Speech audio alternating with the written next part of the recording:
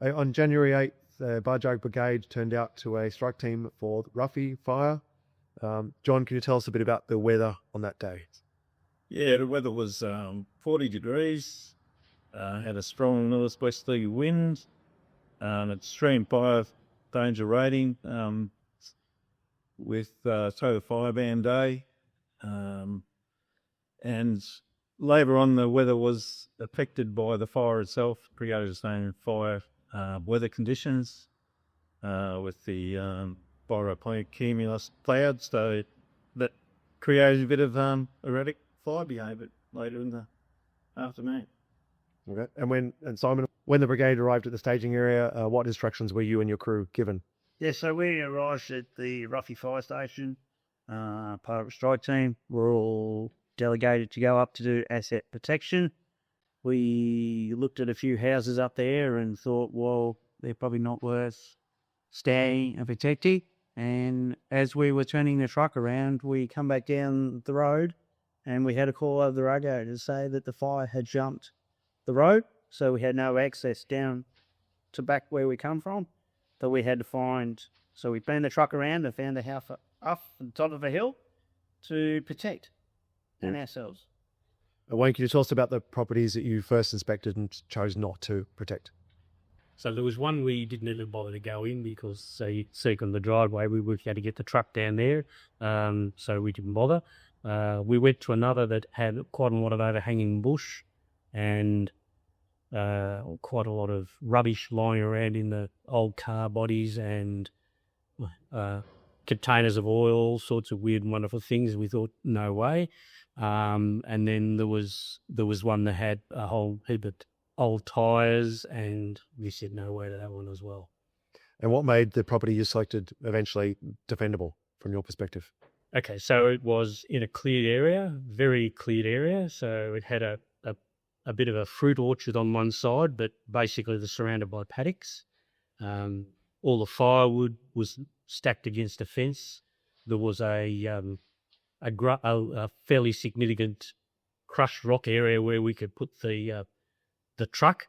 But most importantly, there was a very large water tank that was near 90% full that had a CFA fitting on it that we could pump straight out of, and that was probably the clincher in terms of easily able to look after this place. So, yeah, that was the decision-making process. John called it. And Kate, can you tell us a bit about the preparation you did before the fire arrived? I guess walking around the property, we could see the fires starting to encroach on us, with probably two sides. I remember John reversing the vehicle in, just in case we had to escape quickly. I remember gas bottles, making sure they were turned off, walking around and seeing the generator, just being aware of our surroundings.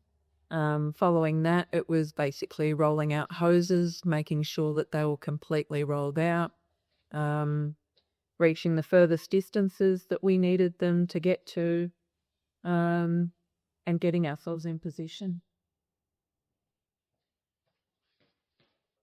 And John, how long before the fire arrived?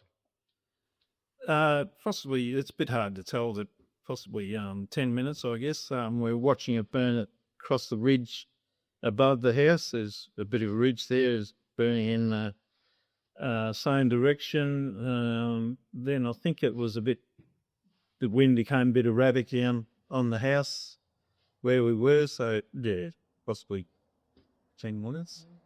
Interesting time now, isn't it? Because we had rather unique looking fire more day, tornadoes. It was just circling up, 30 foot into the sky, and that was out of a very well grazed paddock, so it was being pushed along pretty well. So Simon, can you tell me about the firefighting experience? Well, look, we all have done our training. We all do our training, and the experience was just, once that fire hit us, it was like it was coming from both ends. I was at the front of the truck. I was trying to defend the front. John and Wayne were around the back of the house that I couldn't even see them.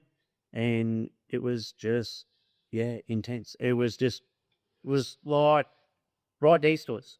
You could feel the heat, you could hear it, and the wind. The wind doing these little whirlies was just, frightening, I suppose you could say.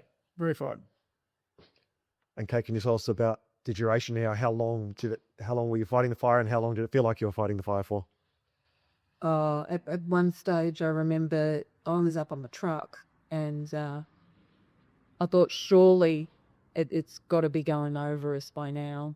It felt 10 or 15 minutes of just intense heat. And I ducked down behind the back of the truck at one stage just to get my balance to refocus again. And you looked up and it was still coming. I honestly couldn't tell you how long it felt. But probably 20 minutes, maybe, was the duration of what we had to endure. Maybe longer. I honestly can't recall now. It seemed to come in 3 waves. So we had one wave that sort of blew across to the eastern side of where we were, burnt out the orchard, burnt down into the garden around the house. So we were dealing with that. At the same time, it sort of came up the gully and around the other side of the house where John was, on the southern side, and John was dealing with that. We lost the hose, I think, didn't we? The hose. And then it sort of came straight across over the top, or it felt like it was over the top. I couldn't tell you. All I know is that by the time the first one I got, I was exhausted. So there was still 2 more to come. So it was pretty hectic. Yeah. John, what happened after the worst had passed? What did you guys do? After the worst had passed, I think we all got quite a bit of smoke inhalation on our lodgy, in the eyes and throat and everything. So we still had to patrol the house a bit. It came up in a few different goes as back into the house. So we just checked on each other and made sure we were okay physically and mentally and everything else. Checking on each other and rehydrating, and we needed a bit of a rest, as dragging around heavy hoses is hard to fit people. Yep. And we're not fit. So, so we needed a bit of rest, and once we were safe and the fire front had passed, we needed a bit of a rest.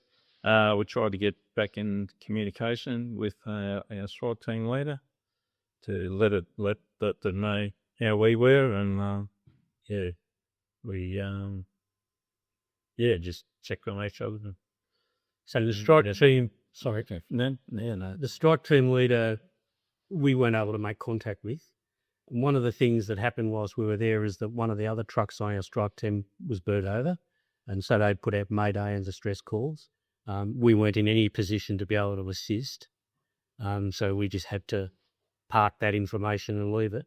So that was a bit sort of scary. That's probably all I want to add there. Because at the time, we didn't hear how they were. No. We didn't know what was happening with them. They ended up okay. But they went into full burn. And that heat, John described the heat. That melted the outer layer on my specs, on my goggles. So, that was pretty intense. Yeah, we also didn't have any aerial support. No. Because the winds were that high, I think. Simon, can you tell us, as the crew leader and an experienced firefighter, can you tell us what went well on that day? Well, I think probably where we parked our truck right next to a water tank that was full of water was that we had constant water all the time, and we did everything as by the book, as what we've been trained to do, to be able to slide this fire. It was a fire that I'd never seen, never been in before, and it was very intense. It was just, And Kate, as a relatively new firefighter, what was your experience? I felt totally supported by the crew. I don't think I could have gone through the experience without feeling confident in the rest of my crew, and I think we all did really well. And just putting everything into place that we've learnt, knowing that there is a reason that we do things, and it all worked out. And Wayne, do you have any messages to the local community about the learnings we had from this event?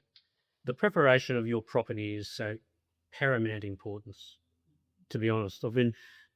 We haven't mentioned that after the fire had gone, the mulch that was on the gardens kept flaming up, and we had to keep moving mulch around, and there was a pile of mulch at one end of the house.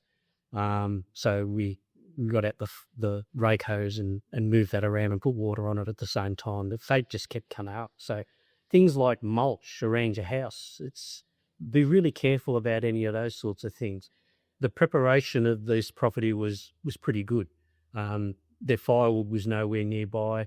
They didn't have doormats. They had done a great job, and before they left, in making sure that their house was given its best chance. The fact there was water there, which meant that our tanker, we didn't need to utilise the water in our tanker at all. We could just utilise their water. I don't know whether that house would have survived. It's not possible to say whether it would have survived if we weren't there. But I can tell you that we worked really, really hard with all of it. So the fact that that house made it through to the other end, it may well have done because it was so well prepared. It was given a good chance of surviving because it was so well prepared. And the fact that there was no overhanging bush. So it was well put together, this house, and well designed and well prepared in that sense. And can the water on a fire truck be enough to defend a house? We would have been out of there in 10 minutes, I reckon. No, I know. And this was significantly longer than 10 minutes. Yeah. And so if you're a member of the Bajaj community and you're interested in about understanding whether your house is properly prepared or your property is properly prepared, what can you do? Look, reach out to the brigade, get a hold of us through Facebook or whatever. We offer a visitation service. We will come with our truck and make sure we can get into your driveway, that we can access your property. We will find out where the water's available, and we will do our level best to make sure that that information gets passed through our brigade. But yes, if you want information about how to prepare, reach out to us for a PAS visit. All right. Thank you very much for your time. Thank you.